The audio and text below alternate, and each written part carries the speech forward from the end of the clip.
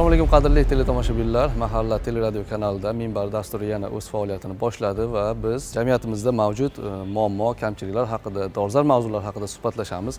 Lekin biz mana yil yakuniga yetib boryapmiz. Ya'ni sarhisob qiladigan payt keldi desak mubolag'a bo'lmaydi. Har bir sohada bo'lgani singari bugungi o'sha eng rivojlangan, dunyo talab qilayotgan sohalardan bittasi IT sohasida O'zbekiston 2025-yil yakunlari hisobidan nimalarga erishdi, qanday bir natijalar ko'rsatdik va keyingi rejalar nimalardan iborat bo'lyapti. Aynan shu mavzuda biz bugun suhbatni olib boramiz. Buning uchun studiyamizga ekspertlarni taklif etganmiz. Avvalambor xush kelibsizlar.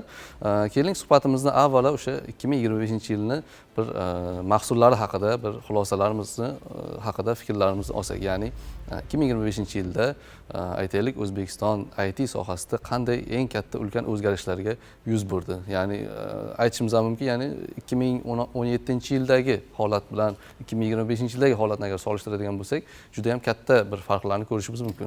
Ortda qolayotgan yil mamlakatimizni raqamli texnologiyalar sohasi uchun juda ham omadli yil bo'ldi desak aslo mubolag'a bo'lmaydi. Chunki yil davomida mamlakatimizda raqamli texnologiyalar sohasida juda ham katta o'zgarishlar ro'y berdi va mamlakatimizni raqamli texnologiyalar sohasi yanada rivojlandi. Bugun biz o'sha dunyo mamlakatlari bilan bevosita raqobatbardosh bir infratuzilmani, muhitni yaratdik va bu juda ham quvonarli hol.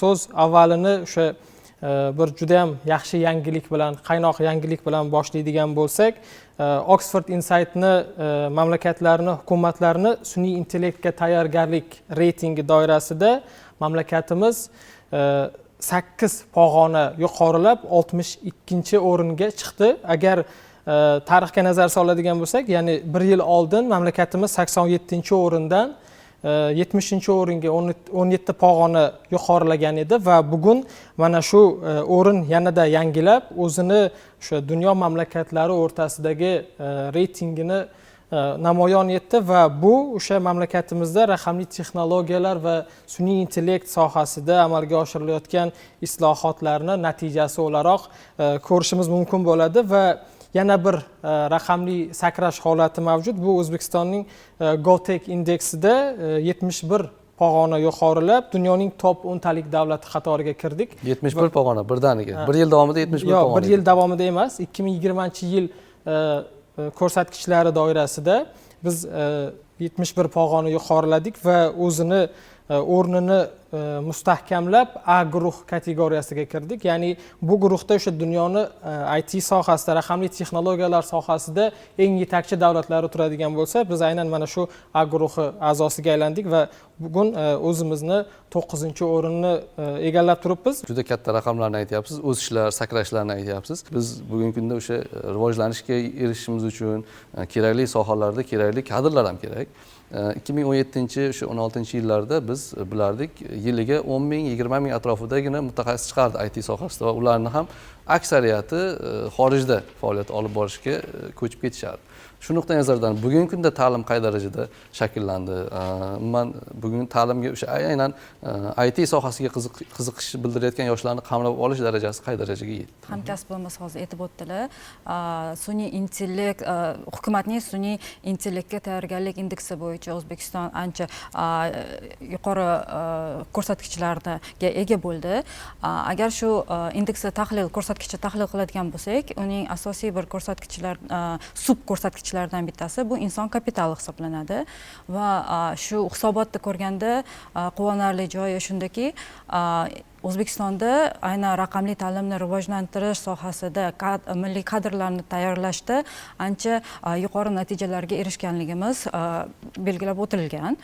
Bularga misol sifatida biz shuni aytishimiz mumkinki, mana o'tgan yil bilan hattoki solishtiradigan bo'lsak, IT ta'limiga ixtisoslashgan oliy ta'limda o'qiyotgan, tahsil olayotgan talabalar soni 78 mingta bo'lgan bo'lsa, bu yil bu ko'rsatkich 128 nafarga yetdi. Shuningdek, shu IT ta'limida xususiy sektorni ham qo'llab-quvvatlashga chora tadbirlar ko'rilganligi sababli mana o'tgan 24-yilda 24,800 nafar xususiy ta'lim sektorida tahsil olayotgan bitiruvchilar soni 24,800 nafarni tashkil etgan bo'lsa, joriy yil 37,800 nafarga, ya'ni 1,5 barobar oshganini ko'rishimiz mumkin. E'tibor etish kerak, mamlakat bo'ylab yirik loyihalar amalga oshirilmoqda. Bulardan bittasi 1 million o'zbek dasturchilar loyihasi doirasida 1 milliondan ko'proq ziyod yoshlarimiz ta'lim olishdi. Bu loyihani mantiqiy davomi sifatida 5 million o'zbek sun'iy intellekt yetakchilari loyihasiga joriy yil noyabr oyida start berildi. Va AI Leaders platformasi orqali hozirgi payt Birlashgan Arab Amirliklari hukumati tomonidan taqdim etilgan sun'iy intellekt kurslari, shuningdek dunyo bo'yicha mashhur Coursera, Oracle, Huawei tashkilotlari tarafidan yuqori sifatli sun'iy intellekt bo'yicha kurslarda biz yoshlarimiz bepul ta'lim olish imkoniyatiga ega bo'lishdi. Demak, o'sha qiziqish bor yoshlarni ta'limga jalb qilish, ularni o'sha aytaylik qiziqish yo'g'ini ham IT sohasiga bir yo'naltirish, ularga qanaqadir bir imtiyoz, preferensiyalar berish yo'nalishida nimalar qilinyapti? Qanaqadir grantlar mavjudmi yoki o'sha to'lov kontrakt pullari to'lab berilish ma'nosida qanday ishlar amalga oshirilgan bu borada? Bizni dasturlarimiz mavjud. Bulardan bittasi IT iqtidor dasturi hisoblanadi. Unga ko'ra xalqaro IT sertifikatiga o'qish hamda sertifikatni olish xarajatlari davlatimiz tomonidan qoplab beriladi. Shu munosabat bilan masalan o'tgan yili 1100 ta yosh kompensatsiya olgan bo'lsa, bu yil bu ko'rsatkich 2 barobar oshib 2400 ta yoshlarni imtihonga tayyorgarlik ko'rish, o'qish hamda sertifikatni olish xarajatlari qoplab berildi. Shu maqsadda davlat byudjeti tarafidan 11 milliard so'm mablag' ajratildi. Bitta narsani aytib o'tish kerak, bu IT Talent dasturi doirasida biz xususiy ta'lim tashkilotlarini, ya'ni IT park rezidentlari, ular ta'lim tashkiloti hisoblanadi. Ular tomonidan ham iqtidorli yoshlarni saralab olib, ularni o'qitib, IT xizmatlarini eksport qiluvchi tashkilotlariga yo'naltirib, sifatli kadrni yetkazib bergan tashkilotlarga ham subsidiya beriladi. Bu maqsadlarda 10 dan ortiq ta'lim muassasalariga 1 milliard so'm miqdorida biz mablag' ajratdik. Rahmat. Endi mana shu o'rinda bir atamani ishlatib ketdingiz, ya'ni IT xizmatlari eksporti masalasida. IT xizmatlari eksporti biz endi faqat o'zimiz o'rganuvchi emasmiz, o'zimiz hayotimizga faqat tatbiq qiluvchi emasmiz. Biz endi u eksportga aylantiryapmiz bu xizmatlarni, bu ishlarni. Qay darajada amalga oshirilyapti? IT eksporti yildan yilga o'syapti baribir. Bugungi kundagi o'sha salmog'i, uni o'sha dunyo hamjamiyatida tutgan o'rni qay darajada IT eksportini? Marhamat. IT eksportini rivojlantirish o'sha davlat dasturini asosiy yo'nalishlaridan biri va bu bizni o'sha jahon bozoriga chiqish yo'lidagi bir asosiy yo'nalishlarimizdan biri va ta'kidlashimiz kerak bo'lgan bir narsa, mamlakatimizni 2025-yildagi IT eksport hajmi 1 milliard dollardan oshgan va Raqamli O'zbekiston 2030 strategiyasi doirasida bizni oldimizda qo'ygan asosiy vazifalarimizdan biri bu IT eksport hajmini 5 milliard dollarga yetkazish vazifasi qo'yilgan. Bu o'sha mamlakatimizda aynan raqamli texnologiyalar sohasini yanada rivojlantirilayotganligi va sohaga berilayotgan alohida e'tibor o'sha asosiy e'tibor joyiga yetib borayotganligidan va yoshlarni bu sohaga bo'lgan qiziqishi tobora ortib borayotganligidan dalolat beradi. Shu bilan yondosh bir sohani aytishimiz mumkin, ya'ni sun'iy intellekt bevosita raqamli texnologiyalar sohasida bo'lganligi uchun aynan sun'iy intellekt sohasini rivojlantirishga ham davlat tomonidan alohida e'tibor berilyapti va o'sha har bir qarorlar bo'lsin yoki davlat dasturlari bo'lsin, aynan sohani rivojlantirish va sun'iy intellektni tarmoqlarda bevosita joriy etishga qaratilgan. Misol uchun muhim tashabbuslar asosida aytadigan bo'lsak, sun'iy intellektni shu maktab darsliklarida, aynan informatika darsliklarida sun'iy intellekt darslarini ham o'tish vazifasi qo'yildi. 2026-yildan boshlab maktab tizimida sun'iy intellekt fan sifatida o'tiladi va bu yoshlarda o'sha ilk o'sha endi oliy ta'limga bormagan yoshlarda ham sun'iy intellekt ga oid bilimlarni shakllantirish va chuqur bilimlarga ega bo'lish imkoniyatini beradi. Yanagi bir muhim tashabbus bu sun'iy intellekt laboratoriyalarini tashkil etish. Bu tashabbus bevosita davlat rahbari tomonidan berilgan va 2026-yilda mamlakatimizda 15 ta sun'iy intellekt laboratoriyalari tashkil etishi belgilandi. Bu laboratoriyalarda aynan sun'iy intellekt texnologiyalarini amaliy jarayonlarga qo'llashda qanaqa natijalar olish mumkinligi, ularni qaysi sohalarda biz qo'llashimiz mumkinligi va qanday samaradorlik berishi kabi ko'rsatkichlari aniqlanadi va bularning barchasi aynan mamlakatimizda raqamli texnologiyalar va sun'iy intellekt sohasini rivojlantirishga qaratilgan. Bu islohotlar boshlanish jarayonida aytaylik shu 2016-17-yillarda biz ko'pchilik yoshlarimiz dasturlash nima degan savolga javob bera olmasdi. Programmirование desa yoki programming desa nima ekanligini tushunmasdi-da. Bugunga kelib biz endi sun'iy intellekt joriy qilish jarayoniga kelyapmiz. Oradan 7-8 yil o'tdi xolos. Bizni oldimizda potensial yuqori, hali qilishimiz mumkin bo'lgan ishlarimiz juda katta. Va eng qizig'i ham shundaki, bu faqat daromad topish manbai emas. Sun'iy intellekt yoki IT texnologiyalardan foydalanish, IT xizmatlari ko'rsatish. U yana ham bir yuqori darajaga ko'tariladigan bo'lsa, bu aslida o'sha fuqarolarga ko'rsatilayotgan xizmatlar, ya'ni hayotimizni yengillashtiruvchi, fuqarolarga ko'rsatilgan xizmatlarni bir osonlashtiruvchi, ortiqcha sarf-xarajat, ortiqcha energiyani tejovchi bir soha sifatida qarashimiz mumkin. Buni misol sifatida biz o'sha davlat xizmatlari haqida gapirsak bo'ladi, ya'ni davlat tomonidan ko'rsatilayotgan elektron xizmatlar. O'sha MyGov bor, OneID tizimi. Endi bugun qaysidir idoraga o'zingiz borishingiz shart bo'lmay qoldi. Uyingizda turib hamma narsadan foydalanasiz, uyingizda turasiz. Hamma davlat idoralari sizni oldingizda-da. Bu albatta inson hayotini yaxshilaydi. Bu ayniqsa o'sha IT texnologiyalari, sun'iy intellekt bormi, dasturlash sohalarida biz erishayotgan yutuqlarning natijasi. Joriy 2025-yil mamlakatimizga raqamli transformatsiya borasida mustahkam bir poydevor bo'lib xizmat qildi deymiz. Joriy yilda elektron hukumat tizimi kengayib, proaktiv raqamli hukumat modeliga o'tish davri boshlandi. 2025-yilda aholi va tadbirkorlarga ko'rsatilayotgan onlayn xizmatlar soni va ulardan foydalanish hajmi barqaror o'sish kuzatildi. Raqamlar misolida buni keltiradigan bo'lsak, 2025-yilda MyGov yagona interaktiv davlat xizmatlari portali orqali 100 ta yangi xizmatlar joriy qilinib, ularning umumiy soni qariyb 800 taga yetkazildi. Bugungi kunga qadar yagona portal orqali 40 millionga yaqin xizmatlar ko'rsatildi va undan foydalanuvchilar soni 12,5 milliondan oshdi. Bundan tashqari MyGov mobil ilovasi orqali ham bu yilda 75 ta yangi xizmatlar joriy qilinib, ularning umumiy hajmi 600 taga yetkazildi. Va joriy yilning o'zida 21 milliondan ortiq xizmatlar ko'rsatildi. Birgina mana 24-yilni statistikasini ko'taradigan bo'lsak, o'sha MyGov orqali ko'rsatilayotgan xizmatlarga joriy qilingan 10% chegirmani evaziga aholini 150 milliard so'mdan ortiq mablag'i tejalishi va o'sha 160 tonnadan ortiq qog'oz sarfi oldi olindi. Bundan tashqari, demak, yana bir quvonarli bir ko'rsatkichlar o'sha MyGov ilovasida bugungi kunda 30 turdagi raqamli hujjatlarni joriy qilinishi. Bularga o'sha shaxsiy tasdiqlovchi hujjatlar, haydovchilik guvohnomasi, tug'ilganlik to'g'risidagi guvohnoma, kadastr pasportlari va shunga o'xshagan hujjatlar.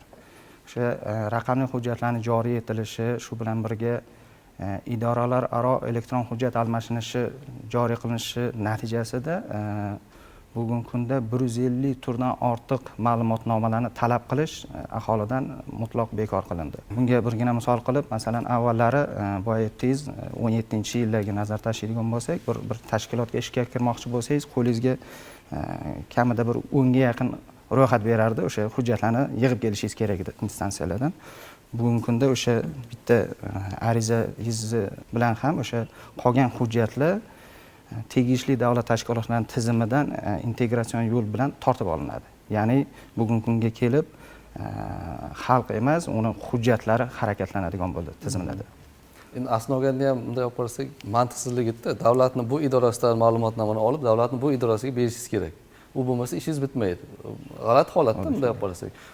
Davlatning o'zini idorasi bo'lgandan keyin o'zaro ma'lumot almashib, o'zaro hal qilsa mana bo'lar ekan, to'g'rimi? Bugun mana shu jarayonga yetib keldik-ku. Bugungi kunda raqamli hukumatda idoralararo integratsion platformasi mavjud bo'lib, davlat va xo'jalik organlari, asosan davlat organlarini 90%ni axborot tizimlari o'zaro integratsiya qilingan va 90% davlat organlari real vaqt rejimida onlayn ma'lumotlar almashish imkoniyatiga ega bo'ldi bugungi kunda.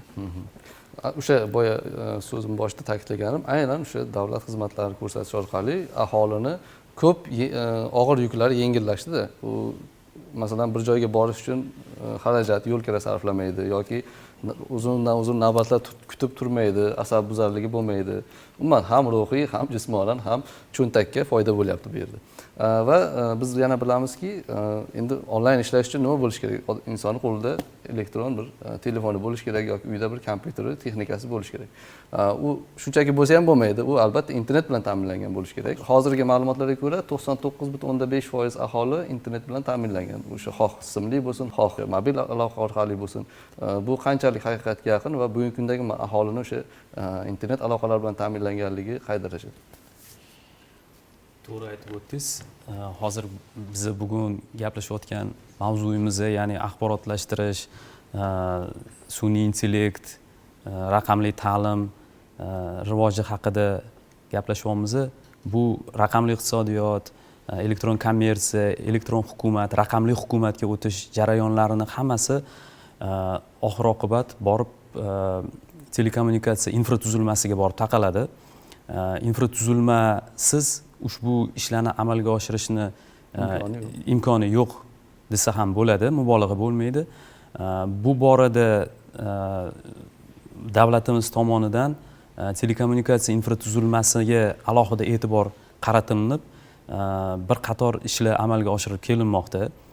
Jumladan bu borada qonunchilik bazasini mustahkamlash doirasida birgina telekommunikatsiyalar to'g'risidagi qonuni yangitdan qabul qilinganligini aytib o'tishimiz mumkin. Bu qonunni yangitdan qabul qilinish ehtiyoji bugungi kun talablaridan kelib chiqqan holda belgilangan bo'lib, ushbu qonun bilan telekommunikatsiyalar sohasidagi barcha munosabatlarni tartibga solish belgilab berildi.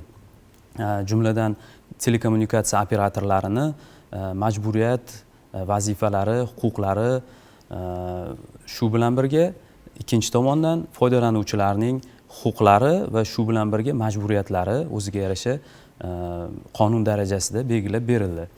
Endi yana bir muhim jihati shundan iboratki, hozirgi kunda mamlakatimizda yirik bunyodkorlik ishlari amalga oshirilmoqda. Qurilish ishlarini amalga oshirish jarayonida yangitdan barpo etiladigan demak uy-joy qurilishi, ma'muriy binolarda majburiy ravishda telekommunikatsiya infratuzilmasini uchun sharoitni yaratish masalasi qonun darajasida belgilab berildi. Bu degani endi avvalgi eski binolarda ko'radigan bo'lsak, telekommunikatsiya xizmatlaridan foydalanish uchun tabiiyki telekommunikatsiya kabellarini tortish kerak bo'lardi. Bu operatorlar uchun bir qancha mashaqqatlar, xarajatlar va tabiiyki shaharlarimizni ko'rkiga ham bir salbiy ta'sir ko'rsatadigan joylari yo'q emas edi. Endigi hozirgi qonunchilik darajasida belgilanayotgan talab ehtiyoji shundaki, bizni binolarni, shu inshootlarni loyihalash jarayonida telekommunikatsiya infratuzilmasi, kabel shaxtalari va telekommunikatsiya qurilmalarini joylashtirish uchun maydonchalarni avvaldan loyiha darajasida belgilab, ularga sharoit yaratib ketish imkoniyati yaratildi. Bu albatta ham xizmat ko'rsatuvchi telekommunikatsiya operatorlariga o'z infratuzilmalarini yoyish, kengaytirish jarayonida bir qancha qulayliklar yaratadi. Ham foydalanuvchilarga ushbu xizmatlardan, ushbu operatorlarning xizmatidan ortiqcha vaqt sarflamagan holda, ortiqcha xarajatlarsiz qulaylik yaratgan holda foydalanish imkoniyatini yaratyapti. Biz mana talabalik paytimiz ko'p o'sha ijara uylarda yurardik va o'sha yerda aynan siz aytgan masalalarga guvoh bo'lganmiz. Ya'ni bir uyga bordik, joylashdik, endi shu yerda internet tarmog'i tortmoqchimiz desak, aytishardi yo bu yerda o'sha qamrab olish hududiga kirmaydi deyishardi yoki qanaqadir o'sha 24 tami liniyamiz bor, undan abonentlar soni yetarli bo'lib qoldi, siz ola olmaysiz deb. Agar uyda 40 ta aholi yashasa, 40 ta aholiga yetmaydi. Yana yangi qo'yish kerak. Uning uchun qanchadir vaqt sarflash kerak. Yana shunday bir muammolar ko'p edi-da, ko'p duch kelardik bu narsaga. Xuddi shunday. Bugun aynan o'sha yangi qurilayotgan uylarni ko'rishimiz mumkin. Bevosita o'sha internet provayder o'sha kompaniyalarga qo'ng'iroq qilsangiz, birpasda kelishadi. Ko'pga ham bormaydi. 10-15 daqiqa ichida o'sha sizga yangi aloqa o'sha tarmog'ini o'rnatib ketishadi. Yana bir jihatini agar ruxsat bersangiz ta'kidlab o'tib ketsam, telekommunikatsiyalar to'g'risidagi qonunni tilga olib o'tdim. Ushbu qonun bilan telekommunikatsiyalar bozoridagi ishtirokchilarni telekommunikatsiya infratuzilmalaridan birgalikda foydalanish tushunchasi ham belgilab o'tilib ketilindi. Bu nimaga olib keladi? Bu telekommunikatsiya bozorini yanada rivojlantirishga, telekommunikatsiya operatorlari uchun sarf xarajatlarni optimallashtirishga olib keladigan yana bir jihati desak bo'ladi. Xuddi o'sha siz aytib o'tgan u yoki bu telekommunikatsiya operatorining infratuzilmasi mavjud bo'lgan joyda uni imkoniyatlari mavjud bo'lmasa, uni liniyalari yoki boshqa kanallari orqali boshqa telekommunikatsiya operatori tomonidan demak yangitdan telekommunikatsiya infratuzilmasini tashkil qilmagan holda mavjud infratuzilmadan foydalangan holda foydalanuvchilarga xizmat ko'rsatish imkoniyati yaratildi. Bu yana pirovard maqsadda foydalanuvchilarni demak telekommunikatsiyalar bozoridagi xizmatlardan tanlov orqali bemalol foydalanish imkoniyati yaratilganligini yana bir isbot etsak ham bo'ladi. Demak, endi seniki menikisi qolgani yo'q. Shunaqa. Umumiy foydalanish imkoniyati mavjud. Shunaqa. Avvallari qishloqlarda borish qiyin bo'lgan aholi punktlarida telekommunikatsiya infratuzilmasini, xususan mobil aloqa tarmog'ini u yerda rivojlantirish uchun u yoki bu mobil aloqa operatori o'zini mobil aloqa tarmog'ini qurish uchun tayanch stansiyalarini o'rnatishi kerak bo'lgan edi. Endi boshqa mobil aloqa operatori u yerga kirib borishi uchun u ham o'z o'rnida boshqa o'zi uchun tayanch stansiyalarini o'rnatishi, buning uchun ma'lum bir sarf xarajatlarni amalga oshirishi, chistota resurslarini alohida olishi talab etilar edi. Endi hozirgi bu aytib o'tgan prinsipimizdagi faoliyat doirasida telekommunikatsiya operatorlari bir aytaylik A aloqa operatori mavjud bo'lgan joyda B telekommunikatsiya operatori uni infratuzilmasidan foydalangan holda va teskarisi bu mavjud bo'lgan lekin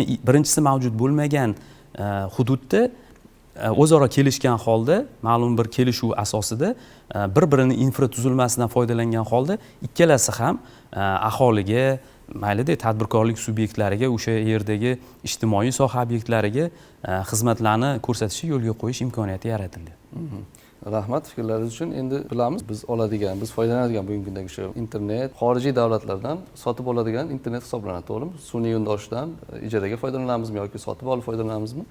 Ya'ni agar O'zbekiston o'zi ham qanaqadir bir sun'iy yo'ldoshlarga ega bo'lsa, internet narxlari sal pasayishi yoki qanaqadir bir o'zgarishlar bo'lishi mumkinmi? Nodir aka, nima deb o'ylaysiz? Axborot texnologiyalari sohasi barcha yo'nalishlar qatori kosmik texnologiyalar, kosmik tadqiqotlar sohasini ham bevosita egallab oldi. Kosmos haqida so'z ketganda ko'pchilik o'sha klassik kosmos haqida juda ham ko'p eslaydi, o'ylaydi. O'sha sun'iy yo'ldoshlar, aytganingizdek raketalar, kosmodromlar, kosmonavtlar haqida o'ylaydi. O'zbekistonda 2020-yilda O'zbek kosmos agentligi davlatimiz rahbarining tashabbuslari bilan faoliyat boshlagandan so'ng agentlik oldida ham mana shunday vazifalar bo'lgan. Ayni qaysi yo'nalishdan ketish bo'yicha to'g'ri o'sha vaqtning o'zida o'sha siz aytganingizdek O'zbekiston o'zining o'sha birinchi sun'iy yo'ldoshni, balki ilmiy sun'iy yo'ldoshni yoki o'sha aloqa xizmatlariga foydalanilgan sun'iy yo'ldoshni uchirishi mumkin edi. Bu qaysidir ma'noda o'sha davlatni fuqarolar yoki o'sha soliq to'lovchilarning hisobidan davlat byudjetidan amalga oshiriladigan loyiha bo'lardi va juda ham katta miqdorlarni qamrab olardi. Faqatgina savol bo'lgan, agarda 2020-yilda O'zbekiston o'zining sun'iy yo'ldoshini uchirsa, shu vaqtgacha 20 yilga yaqin vaqt davomida qaysidir ma'noda umuman foydalanilmagan, kirilmagan soha birdan o'zini sun'iy yo'ldoshini uchirsa va unga xizmat ko'rsatish darajasi, ma'lumotlarni yerga qabul qilib olish va sohalarga joriy etish mexanizmi qanday bo'ladi degan savol bo'lgan va O'zbek kosmos agentligi o'sha davlatimiz rahbarining aniq belgilab bergan strategiyalari asosida sun'iy yo'ldosh uchirishdan emas, balki avvalo uni o'sha axborot texnologiyalari sohasidagi dasturiy ta'minotini O'zbekistonda yaratish, ya'ni o'sha bazasini, data bazasini yaratish bilan shug'ullandi. Va uning doirasida davlat kosmik monitoringi degan bir unikal loyiha ishga tushdi. Ya'ni o'sha mamlakatimiz iqtisodiyotini juda ham muhim bo'lgan sohalarga taalluqli yo'nalishlar mavjud. Bu o'sha qishloq xo'jaligi yo'nalishi, ekologiya, geologiya, suv munosabatlari, yer munosabatlari yo'nalishida hozirga qadar inson omili bilan bajarilgan ishlar bevosita o'sha sun'iy yo'ldosh suratlarini qayta ishlash orqali, bunda ham o'sha axborot texnologiyalari imkoniyatlaridan, sun'iy intellekt imkoniyatlaridan foydalangan holda ularni qayta ishlash orqali biz mazkur sohalarga unikal bo'lgan, hozirgacha qaysidir ma'noda taxminiy statistikalar bilan yuritilgan ma'lumotlarni aniq ko'rinishda taqdim etishni boshladik va u o'z-o'zidan o'tgan shu 5 yil davomida o'zini natijasini ko'rsatishni boshladi. Qaysidir yo'nalishlarda o'sha bir-biriga mos kelmaslik, qaysidir yo'nalishlarda ma'lumotlarning noto'g'riligi ayon bo'ldi va kosmik texnologiyalarni, ayni axborot texnologiyalari bilan uyg'unligi o'z natijasini berdi.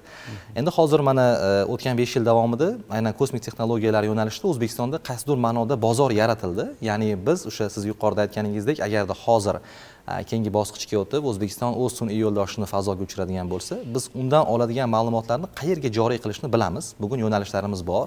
O'sha hokimlik, vazirlik, idoralar, tashkilotlar bilan integratsion aloqalarimiz bor bevosita. Va o'sha boshlagan vaqtda bizda dasturchilar, muhandislar, o'sha axborot texnologiyalari sohasida sun'iy intellekt bilan ishlaydigan muhandislar soni birmuncha kamroq bo'lgan bo'lsa, bugungi kunda o'sha yuzlab, hattoki minglab yoshlar ayni shu sohada bevosita sun'iy intellekt yo'nalishida, axborot texnologiyalari yo'nalishida ishni olib borishyapti. Bu ham bevosita mamlakatda axborot texnologiyalari sohasida olib borilayotgan islohotlarning bir yaqqol dalili. Davlatimiz rahbari aytdilarki, avvalo biz ayni shu yo'nalishda ta'limni rivojlantirishimiz kerak va biz O'zbekiston bo'yicha 7 nafar eng iqtidorli magistrant yoshlarni Yaponiyani Kyushu degan texnologiya instituti bor. O'sha yaponiyalik mutaxassislar bilan birga hamkorlikda, shu institut bilan hamkorlikda 7 nafar magistrantlarni tanlab oldik. Ular mana shu yili sentyabr oyida o'qishga ketishdi. 2 yil davomida ular ayni shu oliygohda tahsil olib, ana shu yerda O'zbekistonning birinchi ilmiy sun'iy yo'ldoshini o'zlari yasab, dasturlab va uchirishga tayyorlashadi va ayni shu ilmiy sun'iy yo'ldosh O'zbekistonning birinchi sun'iy yo'ldoshi fazoga uchiriladi.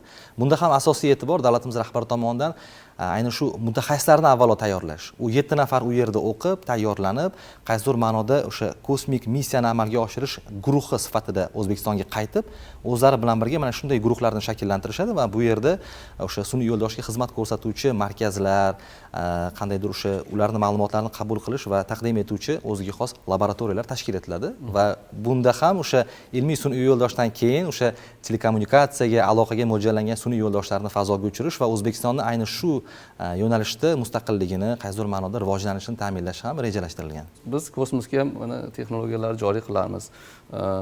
Sun'iy intellekt bo'yicha ishlarni olib boryapmiz. IT texnologiyalar bo'yicha ishlarni olib boryapmiz. Va bu jarayonda menimcha o'sha kosmos bilan aloqador yoki o'sha yangi mana sun'iy intellektni yaqingacha bilmasdik, endi mana kirib kelib boshlayapti.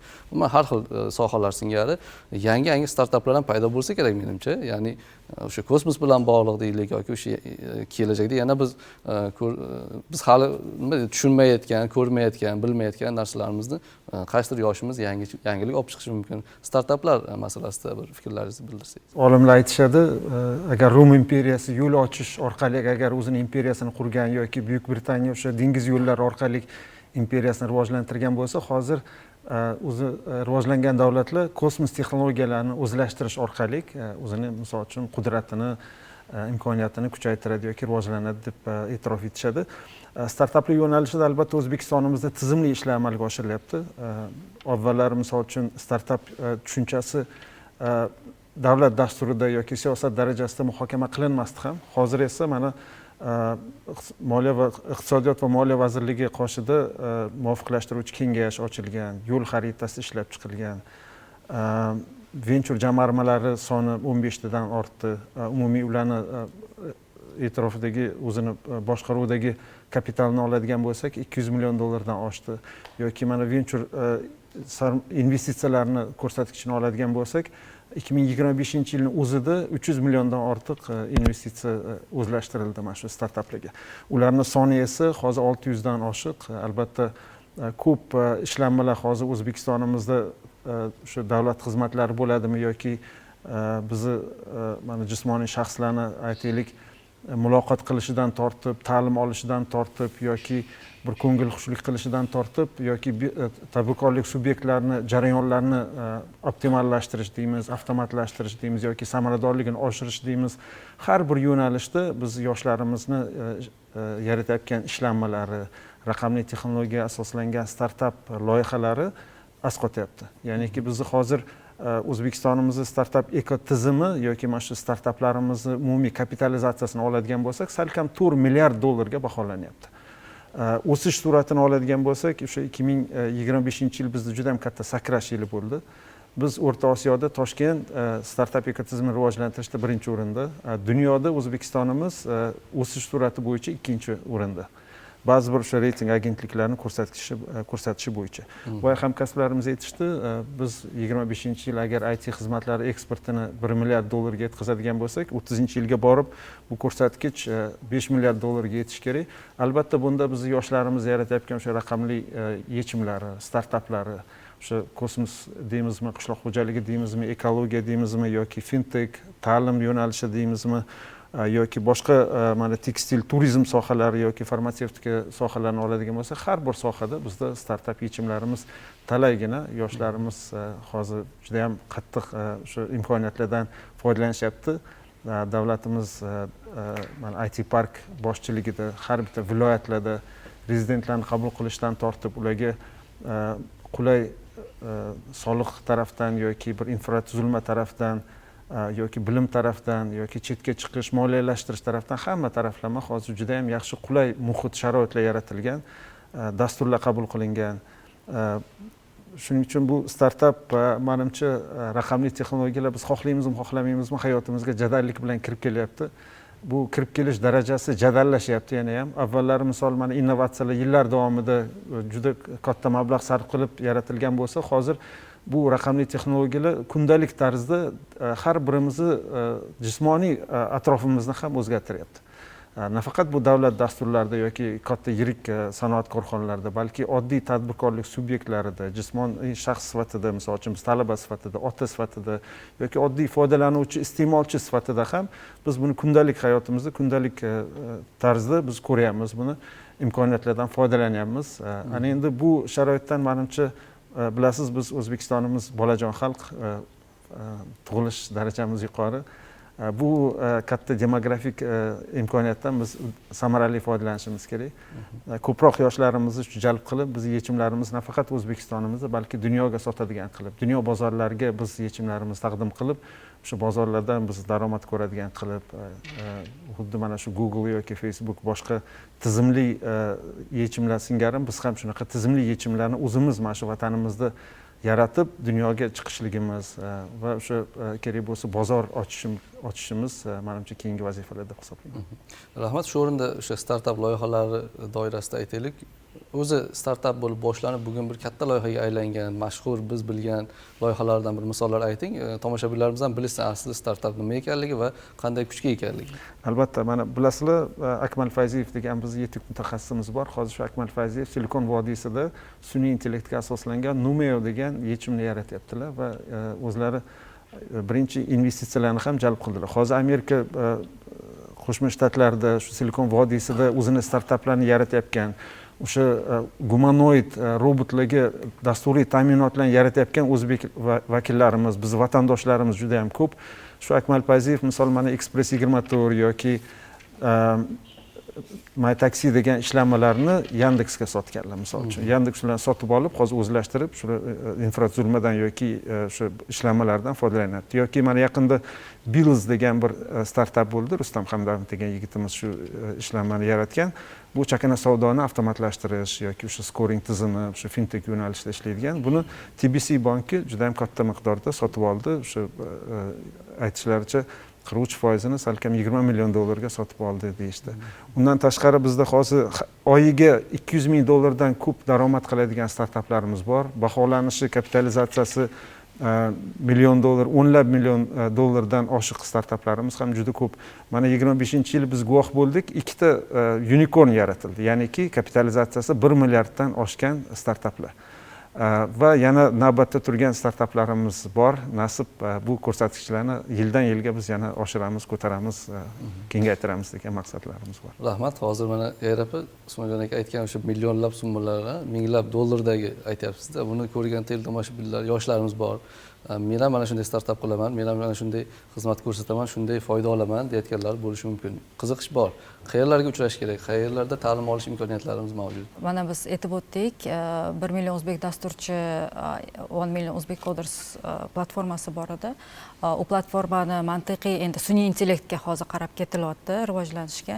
Biz doimo IT, xalqaro IT mehnat bozorini monitoring qilib boramiz. Shu monitoring asosida biz oliy ta'lim muassasalari, keyin xususiy ta'lim IT ta'lim muassasalariga o'zimizni takliflarimizni, rekomendatsiyalarni berib boramiz. AIleaders.uz platformamiz bor. Platformadan istalgan shaxs ro'yxatdan o'tib, o'zini bepul ravishda ta'lim olish imkoniyatiga ega. Keyin IT Study o'z platformamiz bor. U platforma orqali hozirgi payt qaysi sertifikatlarga davlat tarafidan ular o'zini xarajatlarini qoplashi mumkinligi to'g'risida to'liq ma'lumotga ega bo'lishlari mumkin. Shuningdek, shu platformada frilanserlikka kirish, bilamiz, hozir frilans bozori rivojlanib bormoqda, ayniqsa IT sohasida. Shu frilanserlikka yo'l o'ziga shu frilans sohasida ishlamoqchi bo'lgan yoshlarimiz uchun ham o'sha joyda imkoniyatlar mavjud. Har xil grafik dizayn, keyin hozir talab yuqori bo'lgan IT sohasidagi fanlarni ular o'zlashtirishi mumkin bo'ladi. Shuningdek, shu o'rinda bitta narsani aytib o'tish kerakki, biz nafaqat masalan aholi ko'p yashaydigan markazlar, balki chekka va olis hududdagi yoshlar bilan ham tizimli ishni yo'lga qo'yganmiz. Mana bitta loyihamiz bor, juda ham ijtimoiy loyiha, men o'zim uchun ham juda ham qadrli loyiha. Bu IT shaharcha loyihasi. IT shaharcha loyihasi doirasida biz chekka olis hududda yashovchi yoshlarni IT ta'lim, shuningdek xorijiy tildan. Endi IT ta'limni ham xorijiy tilsiz tasavvur qilish qiyin bo'ladi-da. Shunga biz shu ikkita sohani birgalikda o'qitish maqsadida shu loyihani yo'lga qo'yganmiz. Hozirgi payt Samarqand viloyati, Farg'ona, Sirdaryo, Buxoro, shuningdek Qoraqalpog'iston Respublikasi Chimboy tumanida IT shaharchalar yo'lga qo'yilgan. Ushbu IT shaharchalarda biz xorijiy tillar, mana ingliz tili, yapon tili, rus tili, koreys tiliga, shuningdek IT sohasi bo'yicha dasturlash, umuman maktab o'quvchilar, boshlang'ich sinf o'quvchilari tashrif buyuradi, bizda ko'p o'qiydi. Bizni asosiy maqsadimiz shu maktabdan boshlab to kasbgacha bo'lgan ta'lim, raqamli ta'lim ekotizimini butunlay qamrab olish. Mana o'quvchi ularga dasturlash, robototexnika, 3D modellashtirish, grafik dizayn, umumiy kompyuter savodxonligi bo'yicha ham darslar berilib kelmoqda. Keyin biz mana shu har bir viloyat, tuman kesimida biz monitoring olib boramiz. Mana shu viloyatda, tumanda qaysi sohaga bo'lgan muhtojlik, ya'ni talab yuqoriligini har safar aniqlab boramiz. Mana masalan aytishim mumkinki, Sirdaryo viloyatining Sirdaryo tumanida IT shaharchamiz mavjud. Shu tumanda yapon tili yo'lga qo'yilgan. O'quvchilarning qiziqishini hisobga olgan holda. Farg'ona viloyatining Toshloq tumanida hozirgi IT shaharchamizda robototexnika, 3D modellashtirish hamda ingliz tilidan tashqari rus tili ham o'qitish yo'lga qo'yildi. Ya'ni biz shu xalqaro bozorlarni, keyin o'zimizni ichki bozorlarni monitoring qilgan, tahlil qilgan holda aholimiz talabi yuqori bo'lgan sohalar bo'yicha yangi o'quv dasturlarini ishlab chiqib, joriy qilishga harakat qilmoqdamiz. Va IT shaharcha loyihamiz orqali hozir 1500 ta yoshlar shu aytib o'tilgan sohalarda ta'lim olishmoqda. Bu IT shaharcha bilan IT parkka nima farqi bormi bu yerda?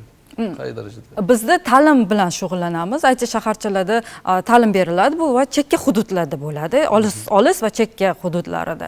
Boya aytdik, raqamli startap dasturi amalga oshirilyapti hozir. 357-qaror doirasida ko'mak mexanizmlari ishga tushirilgan. Misol uchun, agar mana startap o'zini intellektual mulkini ro'yxatdan o'tkazadigan bo'lsa, 100% xarajati qoplab beriladi yoki chet el inkubatsiya akseleratsiya dasturlarida ishtirok etsa, uni xarajati yarmisi qoplab beriladi, 50% yoki investitsiya jalb qilsa, chet el venture jamg'armalaridan birga bir IT Park Ventures ularga investitsiya kiritadi. Undan tashqari mana har bitta viloyat boshqarmasi, viloyat filiallarida inkubatsiya dasturlari amalga oshirilyapti. Oliy ta'lim, yoshlar ishlari agentligi, joydagi o'sha oliy ta'lim muassasalari bilan hamkorlikda. Undan tashqari mana IT Park tomonidan bir yilda 400 dan ortiq turli xil tadbirlar o'tkazilyapti. Ya'ni o'sha startaplarni aniqlash, ularga ko'mak berish, o'sha startap ilmini o'zlashtirishga yordamlashish, ularni bozorini kengaytirish, chet elga olib chiqish yo'nalishlari bo'yicha xabaringiz bor. Mana boya aytdim, o'sha venture jamg'armalar o'zini oladigan bo'lsak, avvallari bizda mablag' qidirib yurardik. Hozir mana mablag' bor, startap yetishmayapti. Har bitta viloyatda IT o'quv markazlari bor. Mana hamkasbimiz aytdilar, bizda Inha universiteti yoki Toshkent axborot texnologiya universiteti va viloyatdagi filiallardan tashqari bizda 21-maktab degan yoki Sinergiya degan yoki PDP degan yoki Mohirdev mana onlayn ta'lim, shunaqa turli xil nodavlat o'quv muassasalari, o'quv markazlari ham bor. O'sha joylarga borib ham yoshlarimiz o'zlarining bilimlarini orttirishlari, tajribalarini orttirishlari, malaka orttirishlari mumkin. Albatta, o'sha IT parklarni dasturlarida ishtirok etishsa, Telegramda juda ham ko'p axborot kanallari bor. Shu kanallarda agar yangiliklarni kuzatib borishsa, mana shu startaplarni yaratish bo'yicha inkubatsiya yoki hakatonlar, ideaton degan shunaqa tadbirlarimiz har bitta viloyatda juda ham ko'p o'tkaziladi hozir. Raqamli ta'lim rivojlantirish markazining Telegram kanali mavjud, Edu Digital Uz. Albatta, yoshlarimiz shu kanalga a'zo bo'lib qo'yishlarini tavsiya beramiz. Butun raqamli ta'lim sohasida bo'layotgan islohotlar, yangiliklar, ularga kerakli bo'lgan ma'lumotlarni shu kanal orqali har doim ma'lumotga ega bo'lishlari mumkin bo'ladi. Rahmat fikr mulohazalar uchun. Albatta 2025-yil ayniqsa o'sha IT sohasida juda katta sakrashlarga erishgan. Yutuqlar juda katta, reytinglarda o'rinlar o'sha o'z darajasida olinyapti. Ya'ni bu qanaqadir soxtakorlik yoki qanaqadir bir o'yin tarzida emas, ayni haqiqiy bir reytinglar berilyapti. Albatta bu quvonarli holat. Va biz endi mana oldimizga qo'ygan maqsad o'sha 2030-yilgacha haqiqiy IT hubga aylanish. Raqamli texnologiyalarda, umuman raqamli xizmat ko'rsatish deymizmi, mobil aloqa, umuman telekommunikatsiya sohasini barchasida biz haqiqiy hubga aylanishimiz va bu yerda yana bir narsani men kuzatdim hozir mana fikrlaringizdan, ayni startap loyihalari yuzasidan ham. Demak, inson o'zini emas, boshqalarning hayotini osonlashtirishga intiladigan bo'lsa, o'zini ham hayoti osonlashar ekan bu yerda.